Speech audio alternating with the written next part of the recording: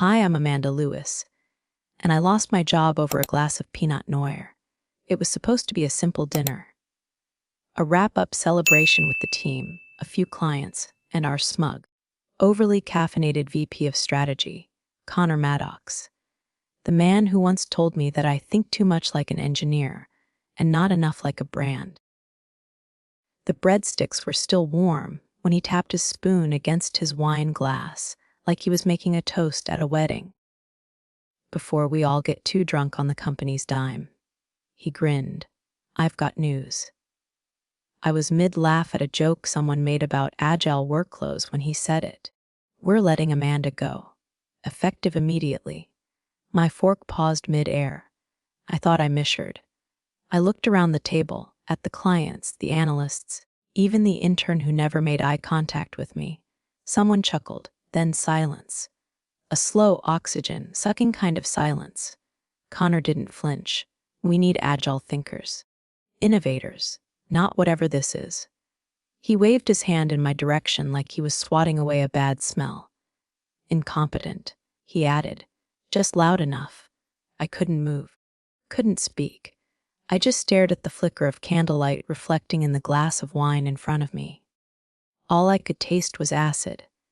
Humiliation, it turns out, has a flavor, warm goat cheese and the metallic tang of shame folding in on itself.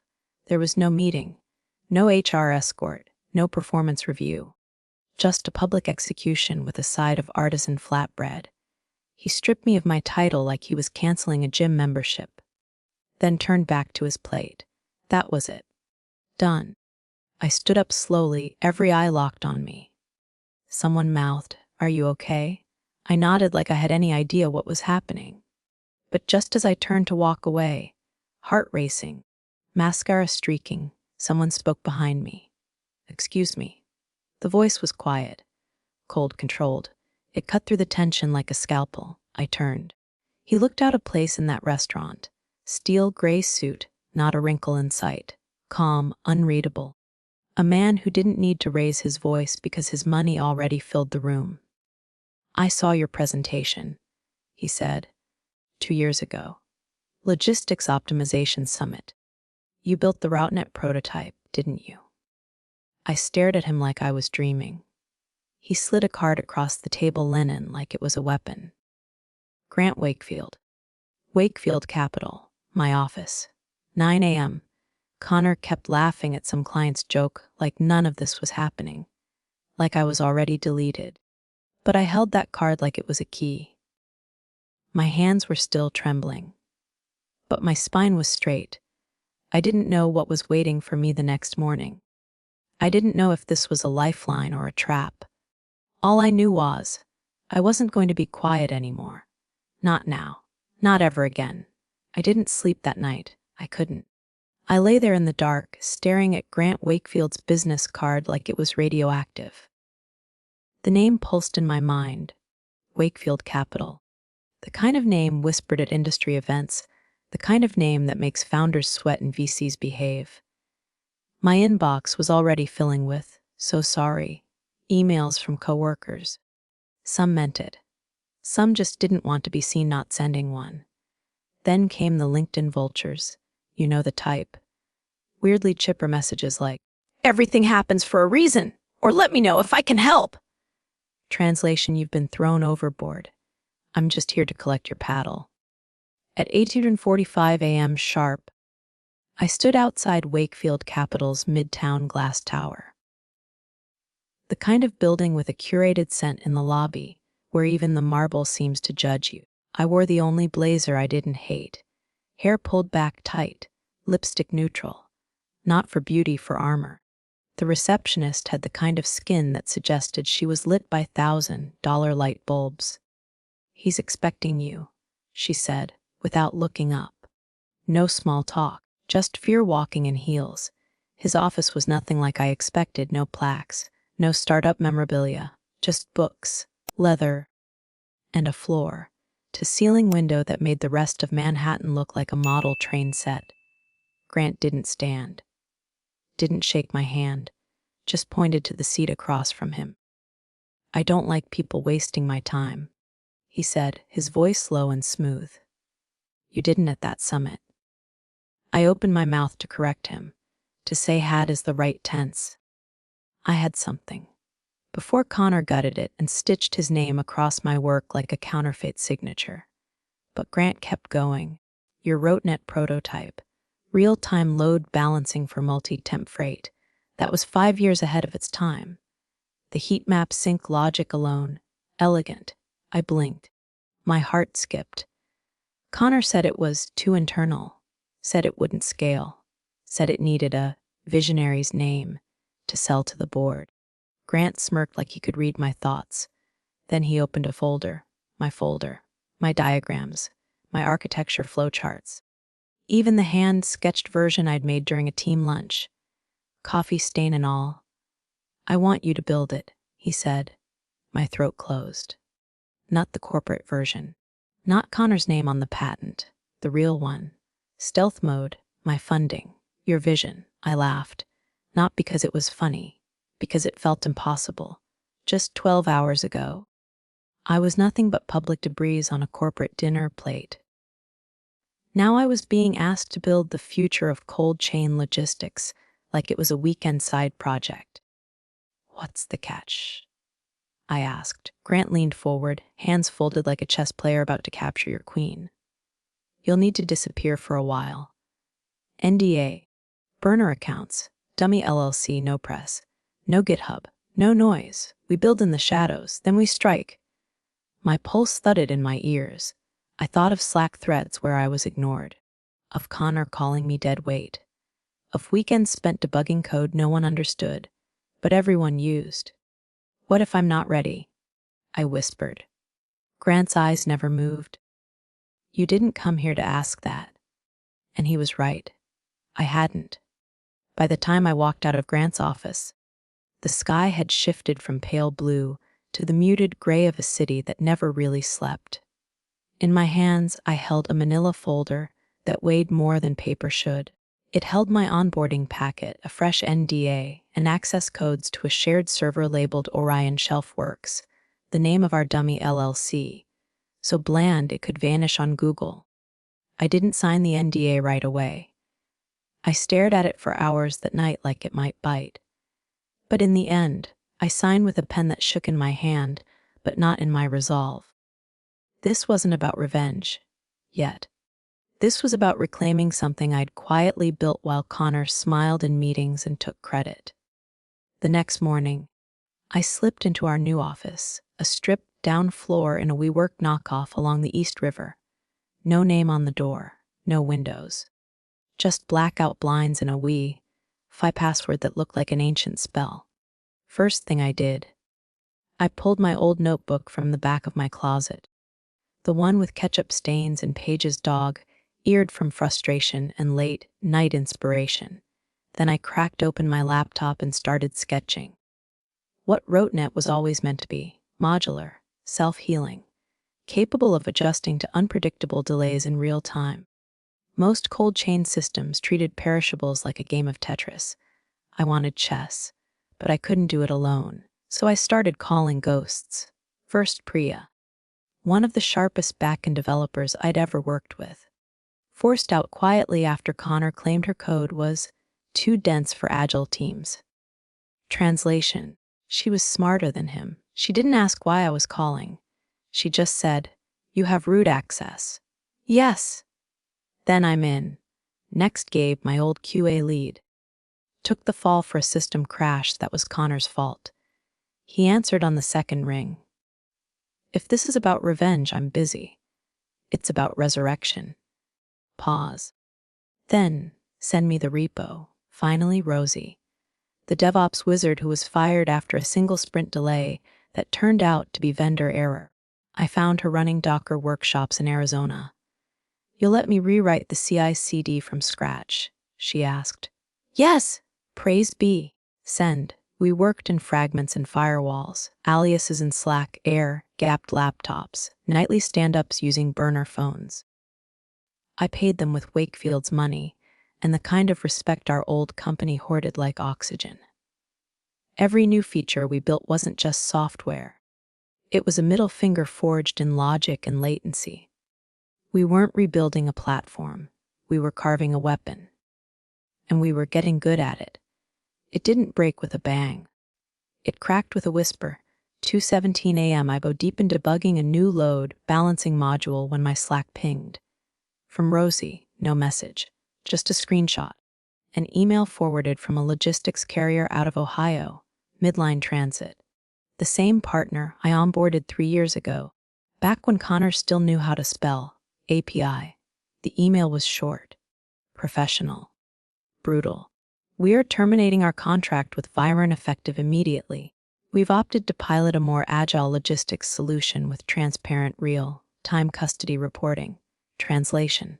Our system. Mine. They didn't know I built it. No one did.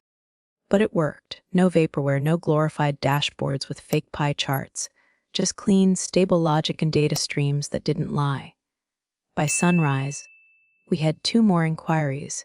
Small haulers looking to trial our stealth platform. Nothing earth-shattering, but a tremor. The kind that makes skyscrapers lean just a little too far to the left.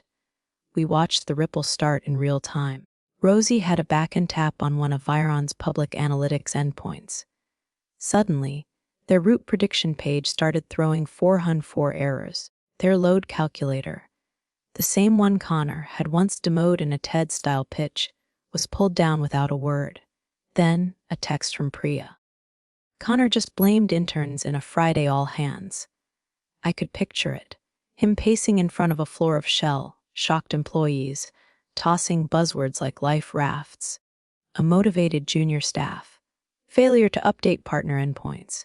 Rogue sales team activity. No mention of us. No mention of the fact that for the first time since Q4 2021, Viren's cold chain portfolio was shrinking. I sat at my desk, watching the analytics feed flatline. I should have felt triumphant. Should have cracked open a bottle of something expensive and toasted the collapse. But all I felt was this strange, humming stillness, like the air before a thunderstorm, because we weren't just building something better anymore. We were replacing them. It came in a cream-colored envelope. Too thick for a postcard. Too heavy to ignore. Stamped in the corner, Lello and Grayson LLP. The boutique legal firm Viren always used when they wanted to bury whistleblowers in paperwork or crush NDAs like soda cans. No return address, just that logo cold and smug inside. A 6-page cease and desist letter. Allegations: industrial sabotage, misappropriation of proprietary methodology, malicious interference with contractual relationships. In other words, we know it's you. And we're scared. I read it once in disbelief. A second time with rising fury. They accused me of stealing intellectual property, of replicating confidential assets that bore clear architectural resemblance to Viren's Rodanet. Funny, they must have forgotten those assets were mine.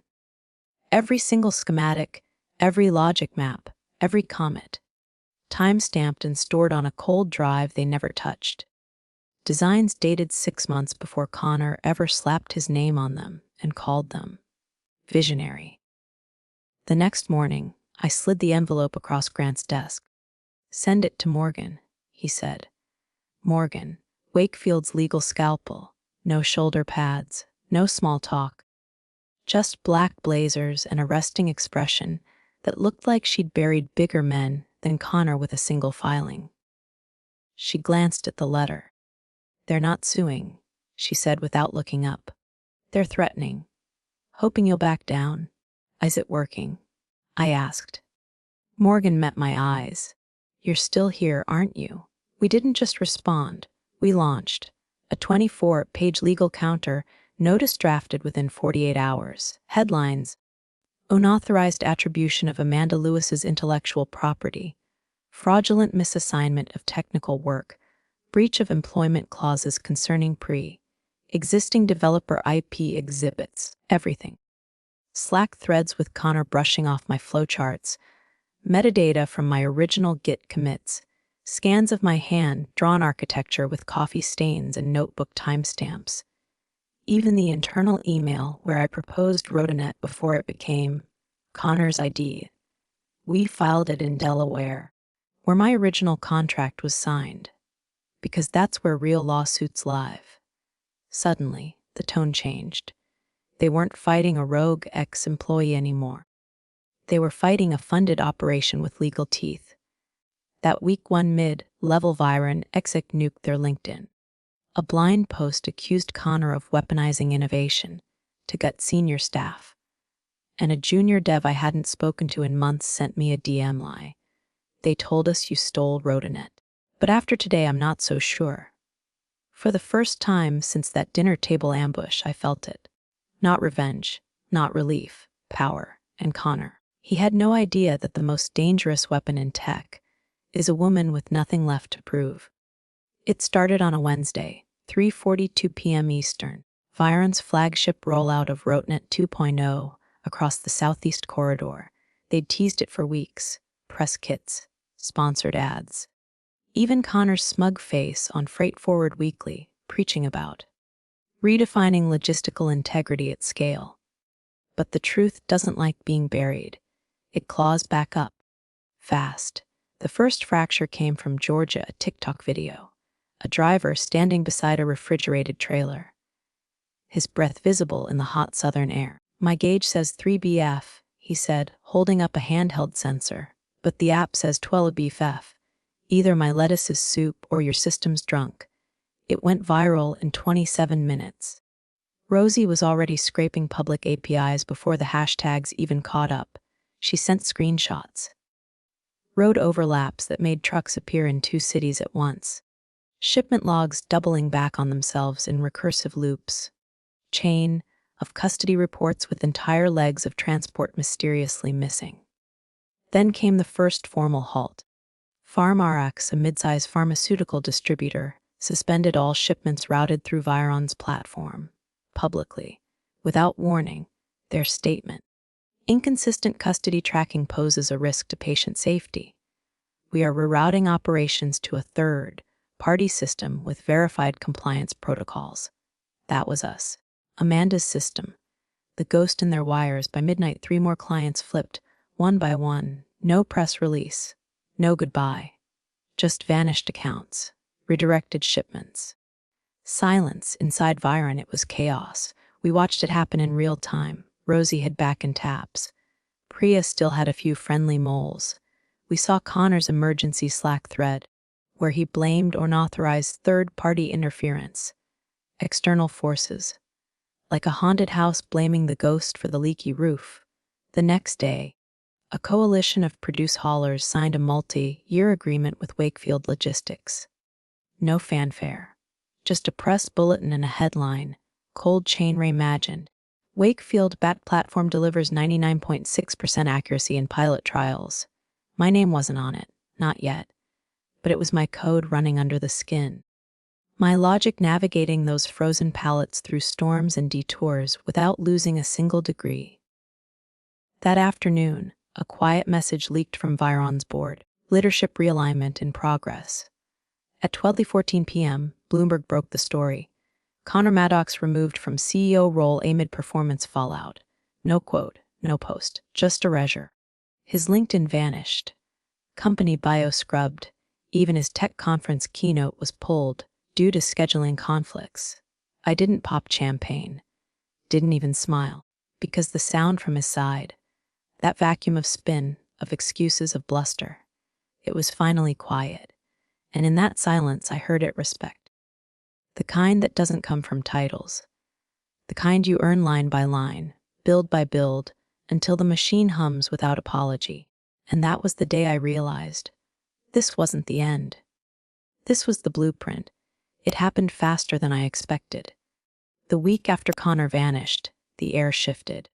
Wakefield's office was buzzing, but with a different kind of energy now. Not quiet survival, not secret construction. This was anticipation, controlled voltage. Everyone could feel it, like the moment right before a launch. Grant called me in. He didn't sit behind his desk this time. He stood at the window, looking out over Manhattan like he was reading the city's heartbeat. When he finally turned to me, he didn't waste words. They want your name on it. He didn't have to say who. Investors, partners, analysts. Journalists who'd been whispering rumors about a stealth platform that had flipped 5 of the largest cold chain clients in America. They were asking questions, and Wakefield was ready to answer them. We're scheduling a press conference. International expansion. Full rollout. This time, it's yours. I didn't say anything at first, because I remembered what it felt like. Sitting in that restaurant, being fired with a clink of a wine glass and a shrug. I remembered how Connor's voice had sounded, lazy and final, incompetent. Now I was being asked to step into the light not just as a developer, not just as an insider, but as the architect. The person who took a broken system and rewrote it until it worked. Who built something in the shadows strong enough to bring a company to its knees, and the world was about to see it. I nodded. Grant didn't smile. He just handed me the folder and said, "Then it's time." The ballroom wasn't enormous. There were no banners or expensive overproduced videos. Just soft jazz playing over hidden speakers, a glass wall behind the stage showing the skyline lit up like it was listening. I walked in alone. No handlers, no PR team fussing over my hair. Just me, in the black dress I hadn't worn since before everything collapsed, and a lanyard with a single word printed in clean white font. CTO, Grant met me by the stage. He handed me a flute of champagne and simply said, "It's time." He introduced me without flair, just calm authority. "I'd like to welcome the mind behind the platform, the architect who redefined how we move what matters, the woman who proved you don't need to shout when the system speaks for itself." My name rang out across the room, and this time, it wasn't whispered in back channels or buried in metadata. This time, it was mine. People clapped, some stood. A few old skeptics from companies that once ignored my early proposals looked like they'd swallowed lemon slices. I didn't prepare a speech. I just walked up, took the mic, and said what I needed to. "You already know the story. I'm not here to retell it. They called me dead weight. Obsolete. A distraction. I didn't argue. I didn't campaign. I built, and I watched it work. That was it. No theatrics, no soundbite, just clarity. Afterward, I didn't linger for interviews. I didn't shake 100 hands. I slipped out quietly, because the real victory wasn't in that applause. It came hours later, across the city, in a half-lit co-working space behind a cracked iPad screen, where Connor Maddox sat alone, watching the press stream buffer, my name in the ticker, my face in the frame, and nothing left to say. He didn't close the tab. He hit mute and watched anyway. Because even he knew what the rest of the world had just learned. I hadn't come back. I had taken over. It happened faster than I expected. The week after Connor vanished, the air shifted.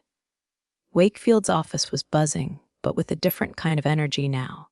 Not quiet survival, not secret construction. This was anticipation, controlled voltage. Everyone could feel it, like the moment right before a launch. Grant called me in. He didn't sit behind his desk this time. He stood at the window, looking out over Manhattan like he was reading the city's heartbeat. When he finally turned to me, he didn't waste words. "They want your name on it." He didn't have to say who: investors, partners, analysts. Journalists who'd been whispering rumors about a stealth platform that had flipped 5 of the largest cold chain clients in America. They were asking questions, and Wakefield was ready to answer them. We're scheduling a press conference. International expansion. Full rollout. This time it's yours. I didn't say anything at first, because I remembered what it felt like. Sitting in that restaurant, being fired with a clink of a wine glass and a shrug.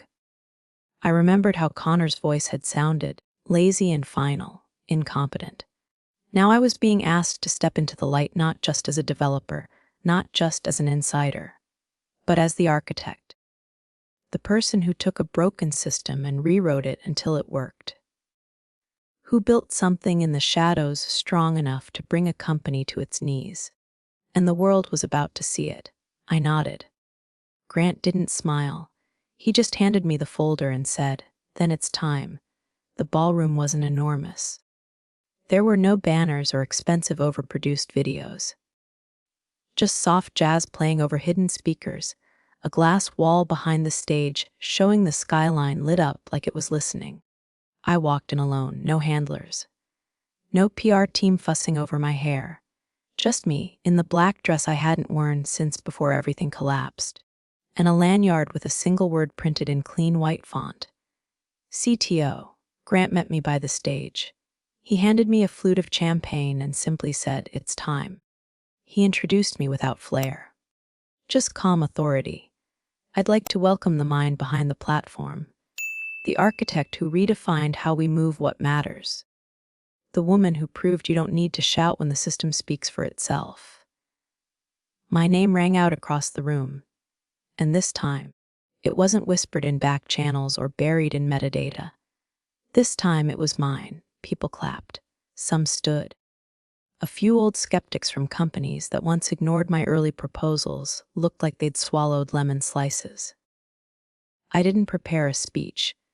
I just walked up, took the mic, and said what I needed to. "You already know the story. I'm not here to retell it." They called me dead weight, obsolete, a distraction. I didn't argue. I didn't campaign. I built. And I watched it work. That was it. No theatrics, no soundbite, just clarity. Afterward, I didn't linger for interviews. I didn't shake 100 hands. I slipped out quietly.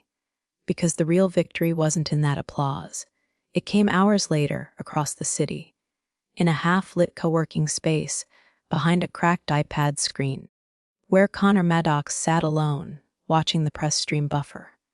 My name in the ticker, my face in the frame, and nothing left to say. He didn't close the tab. He hit mute, and watched anyway.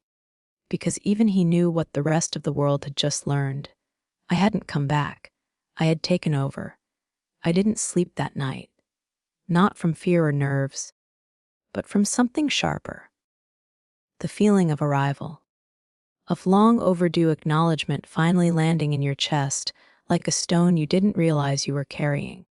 I watched the city move from the window of my apartment. The glow of traffic, the flash of headlines as they updated in real time. My inbox was overflowing. Some messages were from people I hadn't heard from in years. A college professor who once told me to stop overcomplicating systems. A cousin who ghosted me after my first tech job because I was too focused. Even an old roommate who had once said, "Maybe tech isn't for you, Amanda." But the message that mattered most wasn't in my inbox. It was in my memory. A phrase I once heard my mother whisper on a call to her friend when I was 12 and had built my first robotics kit. "She's smart, but she's not the kind of smart that makes people like her." I used to think that was a curse. Now I realized it was a compass. Being liked wasn't the goal. Being heard was. And I had been heard. That week, the first phase of the international rollout began. Freight in Germany, vaccines in India, emergency relief shipments in rural Canada. All running on the system I once sketched in a diner with a pencil and a coffee stain. Grant's office framed the global map in real time. Dots lighting up with each successful transit. Each clean delivery. Each confirmation that we were replacing more than just infrastructure. We were replacing the lie. The next time I saw Connor wasn't in person. It was in a grainy video leaked on a Tech Insider forum. He was on a panel in Arizona. Hair longer. Suit ill-fitting. Speaking on a topic he clearly hadn't researched. Someone had asked him a question about agile routing and cold chain logistics. And all he said was, "That's more of a product team thing." The clip ended there. It had 6,000 downvotes. I didn't share it. I didn't comment. Because watching someone drown in the wave they created didn't bring peace. What brought peace was watching a mother in Ohio sign for her child's insulin with a smile and a time-stamped receipt. What brought peace was seeing Rosie's name attached to a new industry white paper. Was hearing that Priya had been invited to keynote a summit in Singapore. What brought peace was this, knowing I had taken everything they tried to erase and made it permanent. In meetings now, I don't flinch when people ask hard questions. I ask harder ones. In interviews, I don't soften my words for comfort. I sharpen them for clarity. I'm not the woman they tried to break. I'm the woman who rebuilt the platform they were standing on. And when young developers reach out asking how I survived being publicly fired, I tell them this. You don't survive by staying silent. You survive by building something louder than their dismissal. Not louder in volume, louder in truth. Because truth echoes longer than betrayal, and legacy speaks longer than any title ever will. Hi, I'm Amanda Lewis. If you've stayed with me this far, thank you. Not just for listening to my story, but for understanding that this wasn't just about code, or contracts, or who got credit for what on a slide deck. This was about dignity. It was about what happens when someone decides your voice is inconvenient, when they try to edit you out of the story you wrote. And what happens when you refuse to be erased? Getting fired at a dinner table in front of clients. That wasn't just humiliating. It was surgical. It was meant to send a message to everyone in that room that I didn't belong, that I was dead weight. But they miscalculated one thing. I didn't need permission to build. I didn't need applause to be right. I only needed the truth. And when I finally stopped asking for space and started creating it, the entire industry shifted. Not because I had more money or a bigger name, but because I had receipts, because I had clarity, because I'd been underestimated long enough to learn every flaw in their system and rebuild it stronger, smarter, and in my own name. So what's the takeaway? If someone calls you a problem, look deeper. Sometimes being a problem just means you see the cracks they're trying to cover. Sometimes being the loudest person in the room isn't brave. Being the quiet one who still shows up, still builds, still delivers. That's the threat. And for every woman who's ever been told to stay in line, smile more, be less technical, less difficult, less ambitious. I hope my story lights something in you. Because I wasn't the exception. I was just the one who stopped waiting for someone else to fix it. To everyone listening, if this hit home, if you've ever been made to feel small just for doing your job too well, share this story. Not for drama, for visibility. And if you haven't yet, hit the like button. Subscribe to this channel and share it with someone who might be one bad meeting away from realizing their power. We tell stories like this every week here on Telling Story with Me. Not just for revenge, but for truth, for clarity, and for the quiet rebuilders out there who deserve to be heard. Because silence doesn't protect us. But truth. Truth cuts deeper than anything, and trust me, they never saw this coming.